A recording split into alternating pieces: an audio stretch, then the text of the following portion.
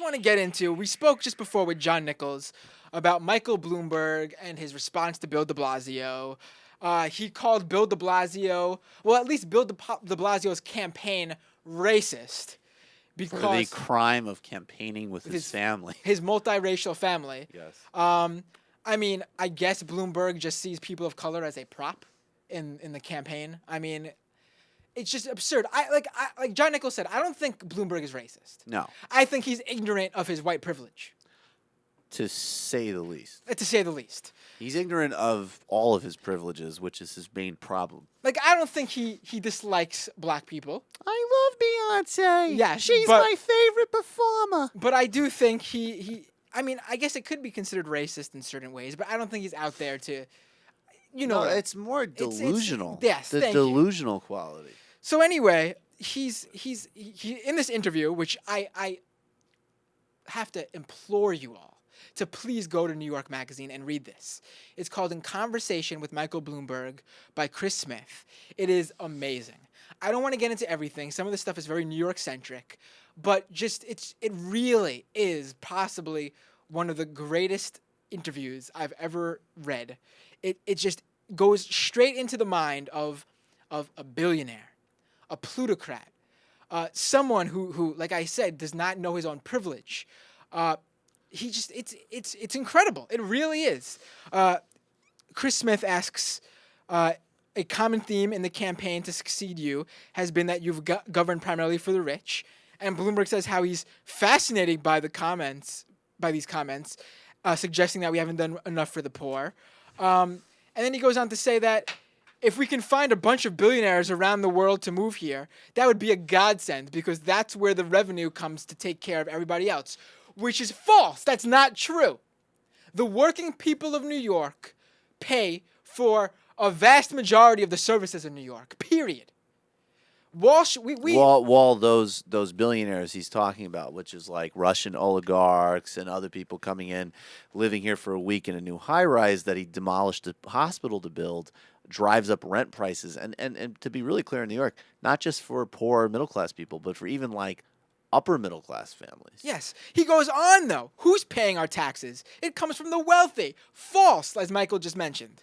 We want these people to come here. It's not our job to say that they're over or underpaid. Michael Bloomberg wanted to add that in. Maybe those Wall Street bankers aren't getting quite paid enough. Ever think of that, people? Says No, he Bloomberg. means service workers. It's not our job to say they're underpaid. That's what he's saying there. I think he's mentioning the... Oh, I think you might be right. Yeah, he does go, that's what he's saying. I might not pay them the same thing if it was my company. Maybe I'd pay them more. I don't know. All I know is from the city's point of view, we want these people. And why criticize them? Wouldn't it be, speaking to what Michael just said about the Russian oligarchs, wouldn't it be great if we could get all the Russian billionaires to move here?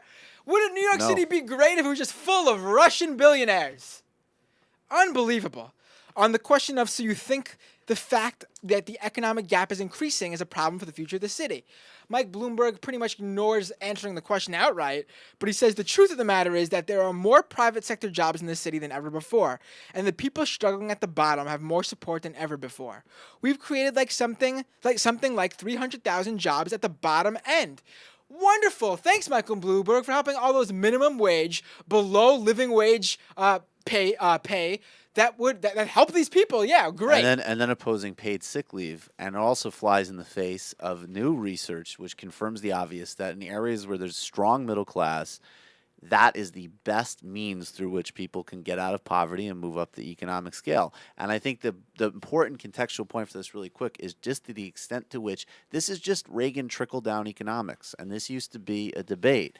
Trickle-down economics has become the default setting on even a guy like Bloomberg, who I think Nichols is right. Bloomberg's not, in many areas, he's center-left. He's not a conventional Republican, but he is a trickle-down, ultra-right in economics, and that is the belief of many in the Democratic donor class, and it's the belief in many leading Democratic politicians. This insidious belief in trickle-down is all over the place, and that's what leads to austerity. It's what leads to skyrocketing income inequality, deregulation, all the other problems we have. There's a lot of wealthy people out there who believe that they're liberal and progressive because they're liberal and progressive on social issues.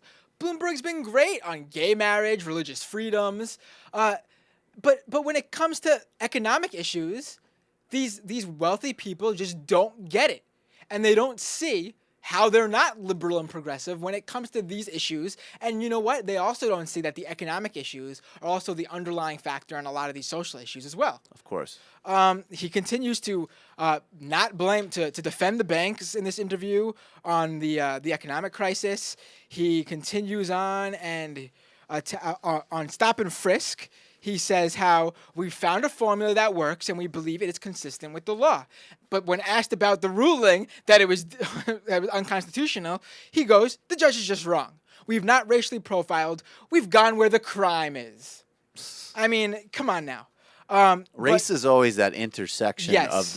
of the class and social issues, and then you can really start to see a mentality when it gets expressed through those issues, and that's why there's such a profound insensitivity on these civil rights questions. I enjoyed this line on when they asked him about the nanny state. He said, "Oh, come on," and he discussed a nasty editor's letter he received, and then later on, apparently, this editor said that his policies helped save his wife's life, but then he continues that with this line that I think is golden. Fran Lebowitz is probably the only person whose life I haven't saved. Said Bloomberg. When he says things like that, you have this weird, grudging soft spot for him. At least he's aware. Yes. I mean, at least he's aware of that. He also goes on to discuss technology, where, I mean, if anything shows that he's living in a different state of mind here. He talks about how it's not conceivable at some point you'll stick your head in a box and boom, out you'll come all coiffed. I mean, this is 1950s future mentality here. But Michael Bloomberg reads stop and frisk stats and watches the Jetsons. Yes. That's he also, when asked about what he would like named after him in the city, he sort of asks that, can we change the name of Central Park? I mean, this guy is too much. I mean, really. I mean, he was half-heartedly joking, but come on. But here's the one, and if you are a long-time listener of this show, you'll know just how invested in Occupy Wall Street we were. This to me. He was asked, could there have been a compromise with Occupy Wall Street that didn't involve running them out in the middle of the night? And Bloomberg says, we waited 2 months, which I think was more than adequate. I was worried that a court would say you haven't given them enough time, so we waited. Then we called everybody in and said, tonight, this is what we're doing. I had at various times during the 2 months discussed options with the police department and the fire department and the health department and the sanitation department and the legal counsel. So when it came time, I said, and I quote, Bloomberg said this, and I quote, let me move the mic back a bit. Bang, bang, bang, bang, bang! And they executed it. And when asked if he had any second thoughts, none whatsoever. none whatsoever. It's and amazing. And why is Bill de Blasio going out with that wife of his? That's very racist. Bang. I just don't, you know. Wow. We didn't violently evict Occupy Wall Street. All I said was bang, bang, bang. And all these little hippie chicks running around with their patchouli oil and the sound speakers were blowing their eardrums, and I just said bang, bang, bang. And I mean, BuzzFeed points out that Bloomberg, when discussing Bill de Blasio's family's multiracial background, how what he's doing is the equivalent to if Jewish Bloomberg flaunted his Judaism, which he has on many campaigns. They point out, yes, right. Which includes, for example, sending mini magazines of him wearing a yarmulke to Jewish groups, including Hasidic Jews. He had at one of the pages it proclaimed Orthodox Jewish families a priority for Bloomberg. His little I guess you could say nickname during his campaigns was Mike the Mensch. That's my nickname. Really? Screw him. Oh yeah. So I mean, step back. I mean, Bloomberg, we'll miss you, but we can't wait to be rid of you. That's right.